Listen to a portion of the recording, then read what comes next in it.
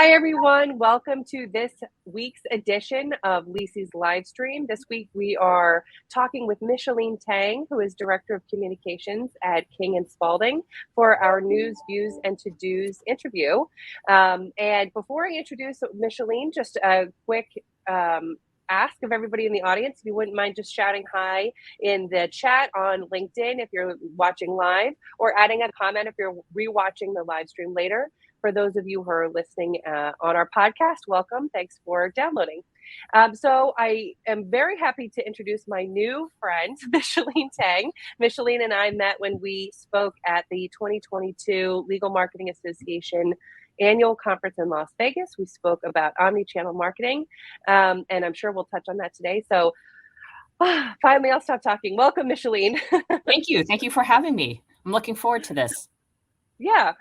So I'm excited to have Micheline because every single time that she and I get together to talk, we end up talking a lot about what's going on in the industry and sort of our thoughts. And it's lovely to have a person who just really can kind of dive into topics about our career the way that I like to. So Micheline, our audience knows this already, and you know this in terms of me prepping you, but just today we're going to talk about news, what's going on in your world, views, sort of, what you see happening, and to do some advice that you have for the industry. So let's kick it off with news. What news would you like to share with our audience? So I know for sort of people in other industries, launching sort of the company or the firm's Instagram account may be something that they did several years ago, but we are very excited that we launched it last week. This was something that was years in the making in terms of, I think the question had come up during the pandemic, how can we create sort of a vehicle that does a better job sort of showcasing the value in the firms and people, especially when everyone was so isolated. And so at first there was an idea to do a private Instagram account, which I had advocated against. And then just that, the process took a while. And, I think it took a lot of work to sort of make the argument of why it was necessary as a means of showcasing kind of the personality and values and people of the firm. I think we had to create sample posts. And so we showed how we could, showcase, our community affairs and pro bono and our summer associate activities in a way that just didn't seem appropriate or right for LinkedIn or, for our website. And also, like, I did things like, in the research of launching it, sort of obviously kind of Google stalked and, followed other companies on LinkedIn. The former head of our special matters practice, Chris Ray, is now head of the FBI. So I had started following the FBI on Instagram because I thought if the FBI can do it and they can tell a story, law firms can tell a story too. And there were a lot of things that they did that I was like, oh, that's a good idea, right? Like one of the things the FBI does is they have posts of things from the 1920s and like historical things. And I was like, oh, that's a great idea, right? We can have current photos of people and activities, but we can also do throwback photos, which gives people a sense of how long we've been around and things like that. So that is something that that's, I guess done recently professionally that I think has been really, really rewarding and good for the firm. Yeah. So you're talking about more what I'm going to call like softer side of the firm type content, right? Like, so how do you, because I'm going to dive straight into this because we were talking about it before we got online. How do you envision sort of repurposing that content across other channels or other mediums, or seeing that story from a different perspective? Do you have, what's your plan for that? No, I think that's a great question. I think, one of the things that I know that you had just actually posted on recently on LinkedIn was sort of like, 10 ways to repurpose your content. And, I think that, one of the things I think when we were launching, people said like, what's the difference? Like, what's the difference between Instagram and LinkedIn? Like, and so, in our kind of rollout of it, we actually have a chart of like who the audiences are for LinkedIn and who the audience is for Instagram. And I think, what we what we propose is that the audiences are a little different and the content that will appeal to them is a little bit different, right? And so I think LinkedIn is about showcasing kind of, I think, the thinking and the work of the firm, right? And so, if there are client alerts and webinars and things like that. I think we want lawyers to share it with their connections who are likely to, engage us, to work on, complicated, interesting matters. I don't think we're getting clients on Instagram. I think Instagram is more of an internal and probably a recruiting tool, right? And so, I think that's where, like I said, there are community affairs or pro bono things. And so one of the things that we were saying, like the way we would repurpose, to answer your original question about how we would repurpose content, we thought, we might post webinar, or like if we have an event, post photos from it and key takeaways, like 3 lessons learned. And what we would post on Instagram is maybe some behind the scenes of people getting ready, or, photos of, people setting up with the branding thing, branding materials or check-in and things, so that we would still be showcasing our event, but kind of a different side of the event and a little bit more behind the scenes than what we might post on LinkedIn. LinkedIn might be a little bit more polished, and Instagram would be, like I said, a little bit more casual, behind the scenes, and more fun. We haven't done it yet because we only launched it last week, but that's kind of part of our vision. Yeah, I love that. And it's funny. So I agree with everything that you're saying. And I would say that, and I know that the level of client you have is pretty sophisticated client, archetype. And so you're probably right. That's not like going to be a huge client generator, but I suspect, I often tell people, nerds like me, who like to talk about this, I think that platforms like Instagram and other more casual mediums will actually be client generation tools, as you've got, Gen Z and millennials really, like the heart of millennials really moving up into decision maker level, because they do care about, like, what are these people really like, not what they're just saying necessarily at that super professional level. But yeah, that's exciting though. I think that's an accomplishment. You should be proud of yourself. Well, look, I mean, it was a lot of work. It was a lot of people. It was, it was the entire marketing team. I mean, honestly, the entire firm who's, been involved in terms of, branding, creating sort of designs, business development, sort of coming up with ideas, our, other functional leads talking about content that they have that we've never had, a great medium and place to showcase it. And so, but, to your point about, attracting people, I think you're right, that sometimes it is about vetting the firm, but then I'm also vetting a lawyer, right? And so if I am vetting a particular person and I'm able to, kind of see them engaging in, community affairs, or, hanging out with the summer associates, and, I get a sense that they're, they would be a good mentor and, a good thought partner and things like that. So I think you're right. I think it's all part of the campaign of showcasing, the thinking of the firm, but then also our culture and people individually, because that's who gets hired, right? I mean, you hire the brand name, but then you actually have to, engage a person that you actually want to work with. Exactly. Yeah. I mean, I'll say, just to keep going down this path for 2 more seconds. So, I obviously have LinkedIn, and I have a Facebook since I joined Facebook to cyberstalk my now husband. But I have an Instagram account, which for a long time I didn't really know how I wanted to use it. But my personal Instagram is for me, that like middle ground between Facebook's totally locked down. It's only people I know. LinkedIn is almost exclusively professional, but that Instagram is that I'm also a mom of 3 kids. I also, my son plays baseball, and this is the craziness that was this morning, but also I'm speaking at this thing. It's that, exactly to your point, it's that middle ground. And I think that there's an opportunity for lots of professional services providers to use those types of platforms that way. Right. Well, and I think that, one of the things that we hear a ton of, and I hate the term, but totally understand the concept when they talk about like sort of personal brand. I mean, I think that that's what you're talking about, right? Like sort of like, who are we? And, and I think different parts of us will appeal to different people. And, we want, and I think some people will attract us because it's like, and some people will be attracted because it's a compliment. And, and so with an E, not with an I. And so that's, no, and I think all that is important, for creating actual engagement. Yeah, I agree with you. Okay, so now I'm going to move us along to views, and I'm going to ask you, how do you see the state of the legal marketing industry changing? And I'm especially interested in this because we have had conversations before about sort of your theory of the phases of legal marketing and comms, and I think that I'd love for you to share those with our audience.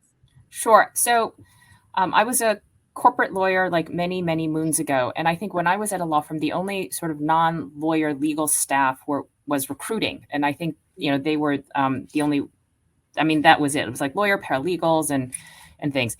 I think that once, I'm guessing, the launch of Law 360, and we just looked this up, like sort of 2006, I'm guessing was sort of kind of an inflection point for where, now law firms were getting a lot of calls about like, work that they had done. And so who's going to answer those calls and field them, right? And who's going to make sure that our matters get included in Law 360 and our lawyers get referenced in it, right? So I think law firms realized they needed a media relations professional, somebody who understood what it meant to talk to reporters, what off the record, on background, sort of means, and how to nurture relationships and things. I think at the same time, I think the media relations function developed. I think firms were starting to put on more events, and they realized that they needed invitations that were sort of bespoke to them. So I think branding functions developed. So I think the second phase, I think, is these individual functions kind of, I wouldn't say like popping up, but, becoming important and getting internalized within law firms. I think we're in a third phase now where like all of these functions are doing great work. There are great events, there's great branding, there's great business development, there's, great communications, internal communications. And I think the phase 3 that I think we're in now is about integrating them in order to like elevate everybody. And I think the integrating is, I think I was talking about, if we don't get involved, will things be fine? Probably, but I think that if we were to get involved, we could make everything more substantive, right? So instead of having, an email that goes out, have, one message or 2 messages, we could actually get in like 4 or 5 messages in terms of, who the sender is, or like, when they send it or how it gets distributed and things. And we like that from the communications point of view, we can just make it more thoughtful, and get more bang for our buck out of it. Yeah, I mean, so this really goes to the heart of what we were talking about in Vegas for LMA, Right. in terms of, omnichannel marketing, which is when, in prep for that, is where I first heard you kind of share these thoughts. I think it's funny how similarly you and I have come to feel about the way that marketing operations kind Right. of happens, Right. because I agree with you. And I hadn't much thought about it until I heard you say the words, but there have sort of been essentially like silos of these independent Right. functions. And now the evolution of, integrating all of those things to form like truly comprehensive and integrated marketing campaigns that touch, as many of the appropriate channels as possible. That is like next level marketing thinking in terms of legal marketing. I don't know that that's next level in terms of Yeah. like most other industries. But like, what do you think, for the firms that are not quite in that third phase yet, who are trying to get there, what would be your advice to them? How would you tell them to, I don't know, the different functions? How would you advise that they collaborate or communicate? What would be the way to do that? Well, I think one of the things that sort of came out at the conference, when in Las Vegas at LMA, was that I think it also depends on the size of the firm, right? Because I think in like sort of larger firms, you actually have people executing those different things. I think when you're at a smaller firm, you actually have fewer people who are doing multiple things, right? So in some ways, they have the ability to integrate because they have the information and they're executing a couple different work streams. I think the difficulty for them is that they don't have the time or resources to execute things, not because they can't be creative, they just don't have the resources or time to kind of do things. Whereas I think at larger firms, you have people who have the ability to do all those things, but may not have the information to integrate it all. I mean, I think a part of it, I think there's a senior level function to like make people, create processes that make people collaborate.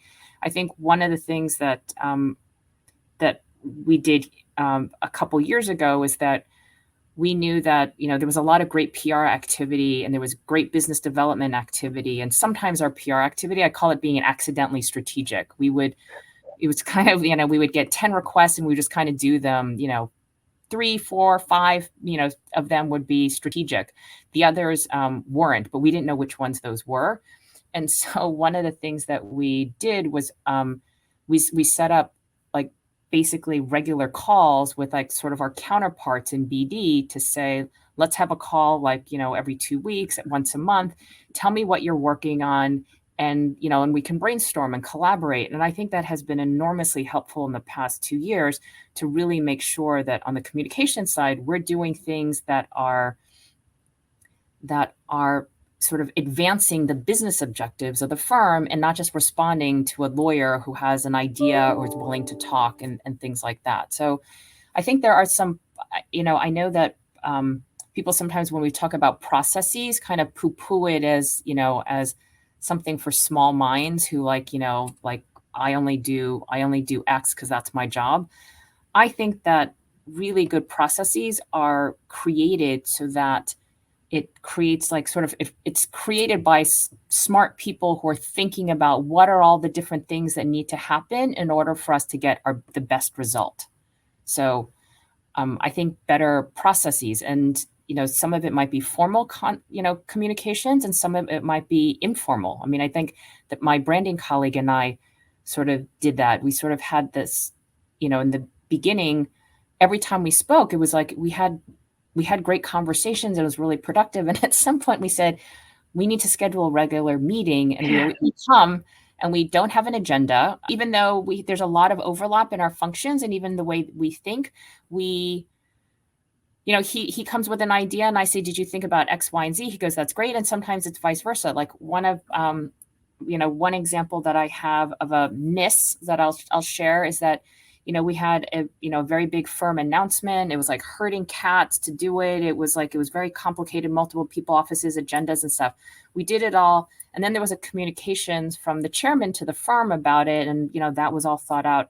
When my branding colleague saw it, he thought, that was an opportunity where we could have branded the emails to say like from like the office of the chairman, or just have it stand out a little bit more than just a regular email.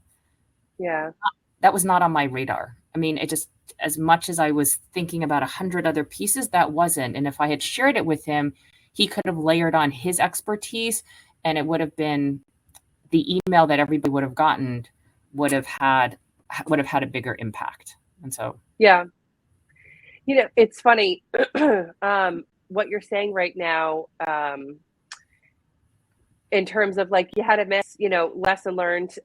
It's the number one challenge I feel that we have in legal marketing is that we work with lawyers who have very high expectations for, perfection.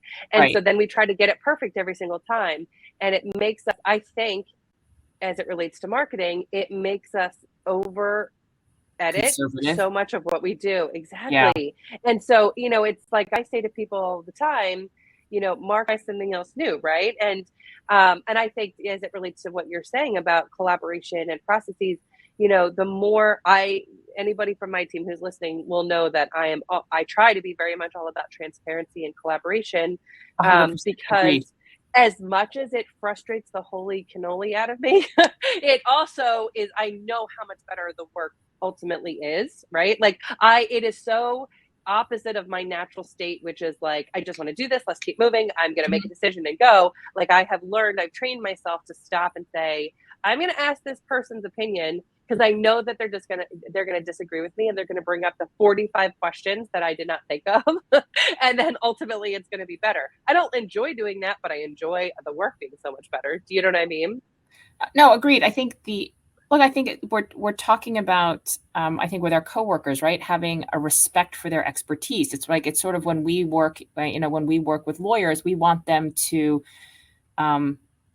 respect, kind of our experiences. Like, we've been doing this thing. And so, let me bring that to this issue, this challenge, and we can come up with something even better than what you envision, right? I think a part of it for all of us is that we are limited by like our own imagination. And so when we like work with other people, we, what we can do like just expands, right? Exponentially, and things. So yeah, for yeah. sure. Okay, so we sort of talked about you got to form processes and collaborate, which I wholeheartedly agree with. But overall, a little bit broader scale, what would you say? Maybe what would you predict is like the potential next phase of marketing communications, or for firms of any size, what would be your advice for the industry at sort of like a 30,000-foot level? How do we evolve? I think so. I think there was sort of like two questions. I think for the industry, I think one of the things, as we were sort of talking about sort of integration. I think it's the integration of the kind of various kind of marketing, communications, business development sort of like functions. But I also think that in that integration, I think I talked about elevation. I think it's also making sure that every one of them is sort of like the best it can be, right? It's not the top of like in the legal industry, because that may or may not be like the most sophisticated, right? It's like, how are we like the best in our respective areas? And so I think one of the things that I think I try to do, because I think my career kind of began outside of the legal industry, across all industries. And so for the communications function is I try to pay attention to like what's going on, in other places, what's going on at other professional services firm, what it's financial services or consulting firms, right? Because they have the same business model that law firms have. What can we learn from what they're doing? But then also even consumer products, like consumer facing, I think companies, right? We don't sell, widgets or chips to, individual consumers the way a consumer packaged good company does. But I think that there are like lessons in communicating, internally, externally with, sales partners that I think we can have. So I think, I'm, also involved in, I think in legal marketing, sort of organizations, but I'm also involved in kind of communication organizations to kind of stay on top of how people at companies are addressing, social issues or internal dissension and things like that. Because I think there are nuggets that we can get from that we can bring back. So I'll give you an example. I was talking to a former colleague who was the head of communications at an Ivy League school, and there was sort of there was an issue of whether to change the name of the building or not change the name. The board had decided not to change the name, and then they decided to change the name. And right, so this is like sort of unfolded over the course of a couple of years. So at some point, she counseled the president, saying, "You need to have a forum in which you explain what the university decides to do." And the president said, "Why? So people can yell at me?" And she said, "You need to create a release valve, or they're going to show up on your lawn." And he was like, "Okay, fine." And then, and so I think he understood that people needed to be heard, right? And so I love that story, because in my, in all the quivers I have of communications, like articulating the release valve of why sometimes you have to go and take the hit was something that I just hadn't thought of before. But hearing that example, maybe, I've been able to use it to sort of say, sometimes people need to be heard. Sometimes you have to give people an opportunity to vent. It may not change the decision, but you have to do that. And so that was something that I think I picked up from, kind of a colleague in another industry, in another space, on a totally another issue. But it's completely applicable to things that are happening, within, the law firm space. 100%. And especially for me personally, going back to the consumer facing, consumer products, whatever, Right. I try to pay attention to marketing campaigns and strategies and tactics and figure out how to put them in place for our clients, because for us, I think it allows us to differentiate ourselves a little bit, because we are bringing tactics to the table that most legal marketers are apprehensive to bring on, and I understand why. I think my dad has a saying that, people overestimate what they can do in a year, but underestimate what they can do in 5. And so that's what I I've said to the team, it's like, we don't want to overpromise what we can do kind of in a short term, but let's think big in terms of like what we can do over 5 years, right? And so, Yeah.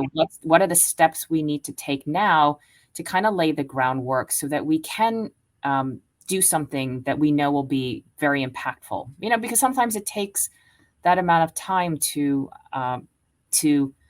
figure out how we the risk mitigation and how we articulate that to the stakeholders internally. Yeah, that's a great, I'm going to use that quote. Tell your dad I love that quote. No, that is so true. And I think I am exactly a person who does that, especially the overestimating what I can do in a year. But, I, as somebody who, again, likes to move and get things done, get frustrated if I'm directed to like think about this over the long term, but then it kind of like reflecting on it, I go, gosh, how much have we accomplished? So I think that's good advice also in terms of like how do we evolve, because it helps us to think about, if you really think about all the things that you've actually accomplished and how much we've evolved and how much we've changed, the sky's the limit in terms of what we're actually aiming for. So let's not hold ourselves back. Yeah, and one of the things I would say too, like, sort of because I guess I'm sort of most in the communications, is that, I think of all of these things, like they are campaigns, right? And if you think of a political campaign, like, you have things on TV or lawn signs, but there's a lot of door-to-door knocking, right? And so I think that when we want to advocate, you were saying like, how do we create change? How do we increase collaboration? A lot of that is like talking to people one-on-one, right? Sort of, and I think we just have to we have to do that in terms of convincing colleagues, in terms of, developing that trust and respect and value, right? And then once they see it, they'll come back and be like, hey, I thought you might be able to help me with this. And then over time, we've got more and more people who are coming to us for, advice, ideas, and things. And then I think that's how we ensure we have the greatest influence and impact kind of within our organizations. Yes. I, as always, continue to agree with you wholeheartedly, and I'm going to let you have the final word there. I really, really appreciate you coming on and sharing your insight and your advice with our audience, because I really have enjoyed getting to know you these past few months, and I'm so thrilled that you were able to join us. No, same here. No, I appreciate the opportunity, and it's the same thing. Every time we talk, I think I learn a little something, and I love that about our conversations. Yeah, likewise.